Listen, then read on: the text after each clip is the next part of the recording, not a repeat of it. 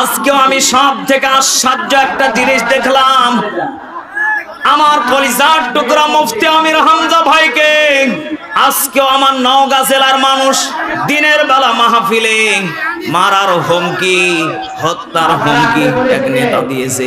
কি সুবহানাল্লাহ। আপনার কাছে কিছু জিজ্ঞাসা করে কথা বলা যাবে না। এটা আগস্টের 5 তারিখের আগে পেয়েছে নাকি? না, কিসের রাজনীতি? আপনার ভালো না লাগলে আপনি চলে যান। না, আমি কোরআন থেকে বলছি। আপনি কি কোরআন আমার সাথে বেশি বলছেন?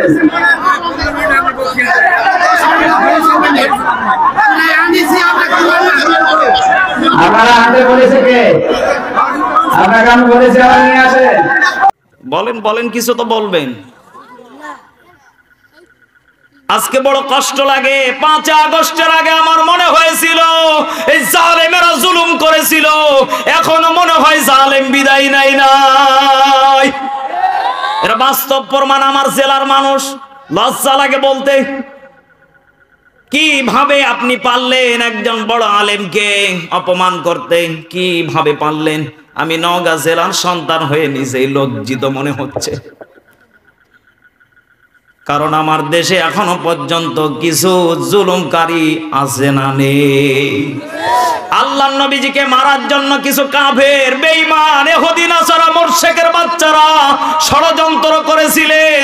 আল্লাহর নবীজিকে মারার জন্য, আল্লাহকে দ্বিখণ্ডিত করার জন্য খলিফাতুল মুসলিমিন হযরতে ওমর পর্যন্ত চেষ্টা করেছিলেন। জবানটা খুলে বলেন তো দেখি, তারা সার্থক না ব্যর্থ? আরো জোরে বলেন, সার্থক না ব্যর্থ? অথচ আমার দেশের মুসলমান ও ছাতা বোঝেও এরপরে না বোঝার ভান করে চালিয়ে যাচ্ছে। আমি জানিও পারবে না, অথচ লাত কিল খেয়ে মাহফিল থেকে চলে গেল। ও ফায়দা কি? বলেন বলেন, ফায়দা আছে? আল্লাহ রাব্বুল আলামিন বলেন, বান্দারে তোমাদের নবীজিকে, হাবিবুল্লাহকে ষড়যন্ত্র করেছিল আল্লাহকে কাটার জন্য। বলেন তো দেখি, মক্কার ইমামকে আল্লাহ স্বপ্নে দেখিয়েছিল কাটার জন্য, লাশটাকে দ্বিখণ্ডিত করার জন্য যারা ষড়যন্ত্র করেছে, বলেন তো দেখি তারা সার্থক হয়েছিল না ব্যর্থ? তাদের গায়ে কিন্তু জুব্বা ছিল, টুপি ছিল, লম্বা পাগড়ি ছিল। এদেশে ওই শয়তান আছে না নেই? বলেন বলেন। আমি কত শয়তান নাম বলবো না। গতকালকে এক শয়তান হারুন নামে ডক্টর মিজানুর রহমান আজাহারির কাল্লা কাটার জন্য রেডি। 20 লক্ষ প্রায় মানুষ হয়েছিল মাহফিলে। রাইফেল, পিস্তল সহকারে, প্রায় রামদাও সহকারে অনেক কিছু পাওয়া গেছে। ওরা ক্ষতি করতে চেয়েছিল। আল্লাহ পাক বলেন, বান্দা তোমাদের চেষ্টা যেখানে শেষ হয়ে যাবে, আমি আল্লাহর চেষ্টা সেখানে শুরু হয়ে যাবে। চিৎকার মেরে বলেন আল্লাহু আকবার। দাও খোদা দাও আমায়াবার ওমর দারাজ দিল, ঠিক কি না? দাও আলীর মতো বীর সেনানি, আলীর মতো বীর সেনানি জাগাতে নিখিল। দাও খোদা দাও আমায় আবার ওমর দারাজ দিল। জোরে কন্না আল্লাহু আকবার। কলিজার টুকরা বাবাসিরা বলেন তো দেখি, তাহলে মানুষকে হাজারো মানুষ অপমান, লাঞ্ছিত, বঞ্চিত করতে চাইবে, আল্লাহ পাক বলেন বান্দা কেউ পারবে না। কারণ এই মানুষ নামক এই বান্দাকে আমি আল্লাহ সম্মানিত করে পাঠিয়েছি। চিৎকার মেরে বলেন সুবহানাল্লাহ। আল্লাহ রাব্বুল আলামিন বলেন, ফাআযাবাহুমুল্লাহু বিমা ক্বালু জান্নাতিন তাজরি মিন তাহতিহাল আনহার ওয়া যালিকা জাযাউল মুহসিনিন।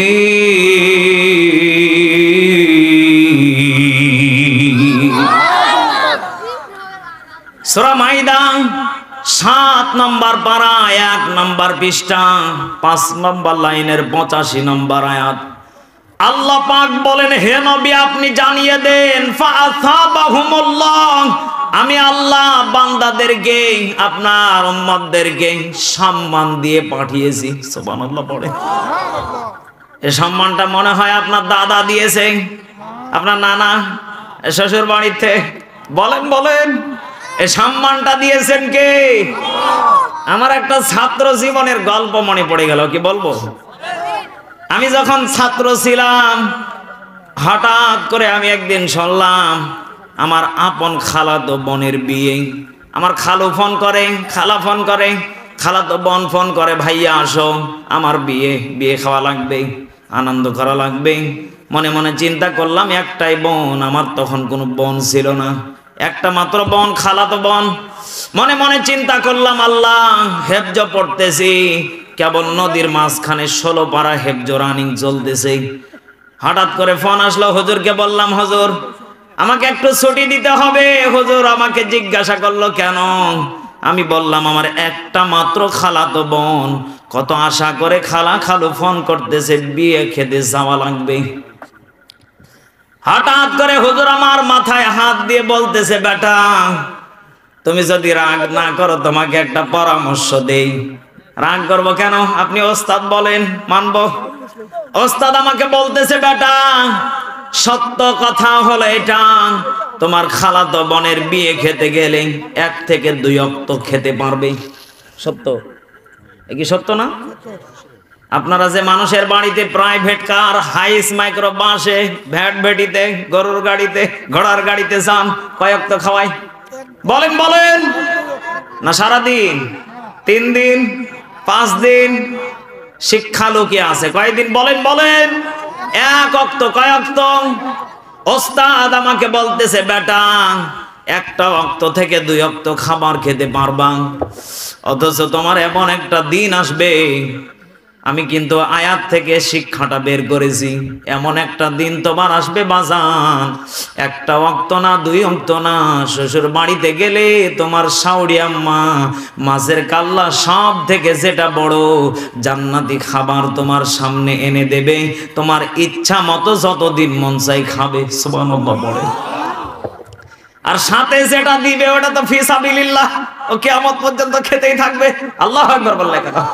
হ্যাঁ, এখান থেকে আমি যেটা শিক্ষা পেয়েছি, আল্লাহ পাক বলেন, বান্দা সম্মান দিয়েছি আমি আল্লাহ, কিন্তু কোন বান্দা যদি সম্মানটাকে কাজে লাগাতে পারে, ওর জীবনটাকে আমি আল্লাহ বিমা ক্বালু, আমি আল্লাহ জানিয়ে দিলাম, যদি কাজে লাগাতে পারে, আমি আল্লাহ এর বিনিময় যদি আধার কবরে যদি সম্মান নিয়ে যদি আসতে পারে, জান্নাতিন তাজরি মিন তাহতিহাল আনহার, আমি আল্লাহ রাব্বুল আলামিন তাদেরকে নহর নামক জান্নাত দিয়ে দেব। চিৎকার মেরে বলেন সুবহানাল্লাহ। এই নহর নামক জান্নাতটা উপহার দিবেন তিনি কে? এ মানুষগুলিকে দামি বলে স্বীকৃতি দিয়েছেন তিনি কে? অথচ দেশের মানুষ বলে না, আমার নেতা আমাকে সম্মানই করেছে 1 কাপ চায়ের জন্য। এ কথা বললে কেন? কত আমার দেশের হাগল পাগল মানুষ আছে। আপনাদের কষ্ট হচ্ছে নাকি?